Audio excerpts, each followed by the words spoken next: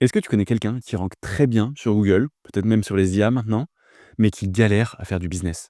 Peut-être même que cette personne, c'est toi. Tu as beaucoup de trafic, tu as de belles courbes, mais peu de clients. Et c'est pas un accident. Parce que le SEO qui rank n'est pas forcément le SEO qui rapporte. Aujourd'hui, énormément de sites font du SEO pour Google, que ce soit pour Bing, pour ChatGPT, mais pas forcément pour leur business. C'est pour ton entreprise qui compte. Dans cette vidéo, je vais t'expliquer exactement pourquoi ranker est souvent une vanity metrics, comment le mauvais mapping d'intention détruit de la valeur, et comment faire du SEO qui sert enfin tes objectifs business. Si ton SEO te fait plaisir, mais pas d'argent, ben cette vidéo est clairement pour toi. Alors, peut-être que tu es partie des gens qui regardent cette vidéo sans être encore abonné. Tu as un bouton, un magnifique petit bouton rouge juste en dessous, qui permet de t'abonner, d'être notifié pour les différentes vidéos que je sors toutes les semaines, pour t'aider à développer ton SEO et ton GEO. Donc si tu veux faire du SEO qui t'apporte du trafic et du business, eh ben, abonne-toi. Tu pourras toujours changer d'avis plus tard, mais ça m'encourage à faire cette vidéo hebdo. Donc je compte sur toi et à me dire en commentaire si tu fais du business vraiment avec ton site ou si tu fais juste du trafic, peut-être même aucun des deux ou les deux. Et donc trop hâte de pouvoir échanger avec vous à ce sujet-là. Alors, premier mythe, c'est clairement si ça rank, ça rapporte. Enfin, comme je te le dis, c'est un mythe. J'ai vu des sites qui ont du trafic monumental qui font pas 1 euro. Parce que Google classe des réponses, pas des entreprises. C'est pas parce que tu te positionnes que ça a de la valeur. Lui, ce qu'il va positionner, c'est la pertinence informationnelle, la pertinence pour le visiteur, pas la rentabilité pour toi. Être bon en business et bon en SEO, c'est deux choses différentes et on peut très bien être un bon SEO et un mauvais entrepreneur. Ton vrai problème, ça va être le mauvais mapping intention, entreprise, business. Il y a trois intentions principales. L'informationnel, comment faire X, qu'est-ce que la définition de X, en bref, avoir de l'information. Le navigationnel, allez, marque X login, nom du produit, enfin bref, tu sais où tu veux aller et tu cherches justement via un moteur à t'y rendre. Et le transactionnel décisionnel, qui va être acheter un produit, meilleur service pour, bref, où tu es beaucoup plus près de justement ce moment de l'achat. Parce que là, tout le monde est d'accord. Ça, c'est un peu les grandes lignes, pas forcément extrêmement exploitable en l'état pour ta stratégie de contenu, pour ta stratégie SEO. Mais là où ça dérape, c'est qu'en fait, ton SEO t'apporte exactement ce que tu lui donnes, ce que tu lui demandes. Beaucoup de sites se positionnent trop sur des intentions en haut du tunnel. Quand on est là, tu pourrais le voir aussi comme un tunnel. Quand tu es sur de l'informationnel, tu es beaucoup plus en amont dans le processus d'achat, donc ils sont encore loin de mettre la CB. Quand tu es sur du transactionnel, on est beaucoup plus près. Quand on est sur achat, nom du produit, peut-être qu'on est encore plus près. Et du coup, tu veux travailler là-dessus, parce que si tu es trop au loin dans le tunnel, tu es loin de justement l'achat, loin de la valeur pour ton business. Tu as des requêtes qui sont trop de la curiosité. Oui, sur les outils de recherche de mots-clés, elles ont du trafic. Peut-être que c'est intéressant de les placer, peut-être que ça t'aide à gagner en puissance pour le reste de ton site, mais c'est pas là où tu as la valeur. C'est pas là où tu as la valeur pour ton business. Et du coup, ces questions, elles sont en fait parfois sans enjeu business. Et donc, tu passes à côté des requêtes à vraie valeur qui te permettront de bien les monétiser. Tu as du trafic qui est intéressé, mais pas d'acheteurs. Le piège, c'est que souvent, plus une requête est facile à ranker, plus elle est pauvre en valeur business. Et du coup, ton SEO attire ce que tu lui demandes. Tu veux te positionner que sur des requêtes faciles, et oui, il y en a sûrement qui ont de la valeur, parce qu'elles sont sous-estimées, elles n'ont pas encore été trouvées. Mais globalement, le marché tend à, si ça a de la valeur, il y a de la compétition. Et donc, si tu veux vraiment travailler ton SEO intelligemment, il va falloir aller chercher aussi ces requêtes-là et faire en sorte de bien les valoriser avec une bonne conversion. Et j'ai fait une vidéo justement sur la conversion sur la chaîne, tu peux aller la voir parce que c'est super important. Si tu as du trafic et que tu fais rien, quelle que soit la requête, il se passera rien. Et ton trafic, il peut être gros ou pas, mais surtout, il peut être inutile. Tu peux avoir beaucoup de visites et très peu d'impact. Ton trafic n'est pas forcément le bon. Ça peut attirer des gens qui sont des touristes, des étudiants, des curieux, des non-clients. Un bon trafic doit résoudre un problème que ton business peut monétiser. Et la question, c'est est-ce que sur cette requête-là, je peux vendre quelque chose? Et si c'est pas le cas, peut-être que c'est pas une requête prioritaire. Quelques idées, signaux qui montrent que ton trafic est inutile. Tu peux parfois avoir un taux de rebond qui est élevé, mais c'est pas toujours le cas.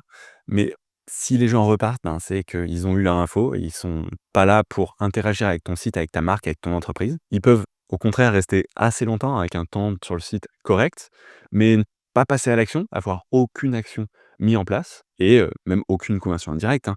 Tu vas vouloir capter de la valeur, tu pourrais récupérer le mail, tu pourrais engager l'utilisateur en lui proposant quelque chose, et si ça se passe pas, en fait, l'utilisateur, il reviendra sûrement jamais. Je te dis pas que le trafic est mauvais, il est juste hors de ton objectif. Si tu veux faire du trafic, top. Si tu veux faire du business, ben là, tu passes à côté de quelque chose parce que justement, tu es trop loin de un du trafic où les gens sont prêts à acheter et 2 là où tu es prêt et possible de répondre à ce besoin.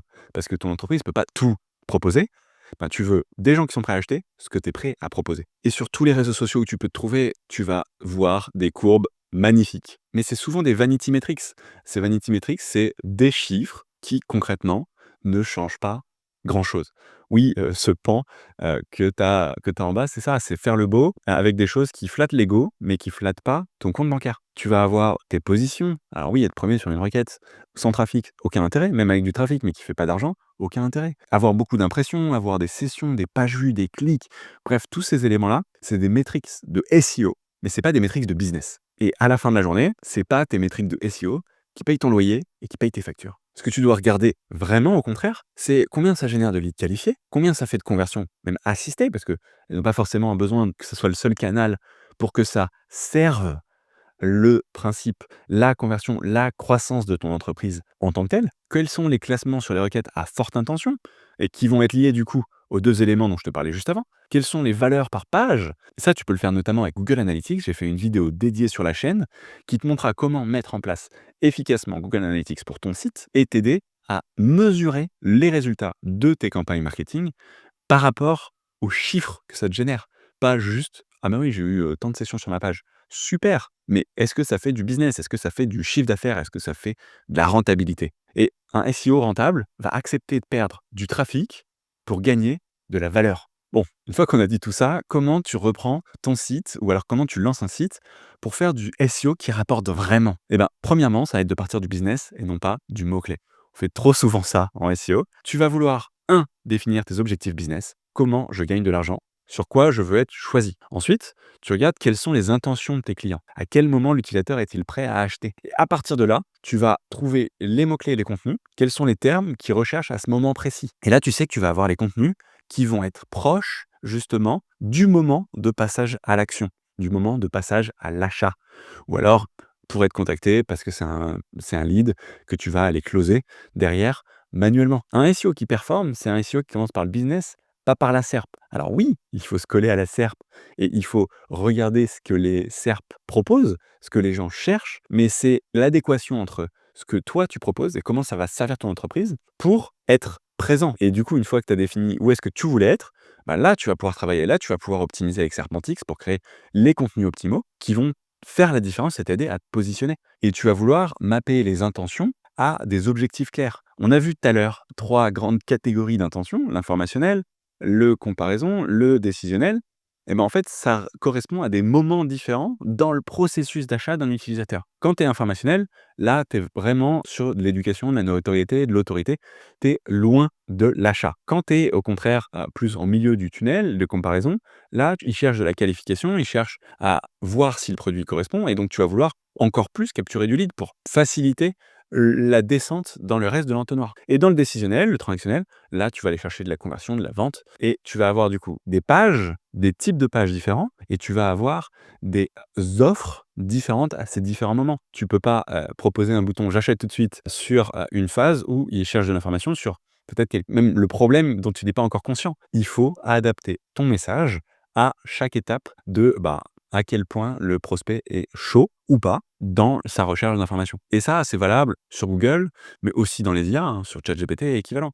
Et ce que tu dois assumer, c'est que tu as pas besoin de plus de trafic, tu as besoin du bon trafic. Et point positif de cette histoire, c'est qu'un site rentable est souvent plus petit, mais mieux aligné. Il traite exactement ce qui compte pour le business et l'utilisateur.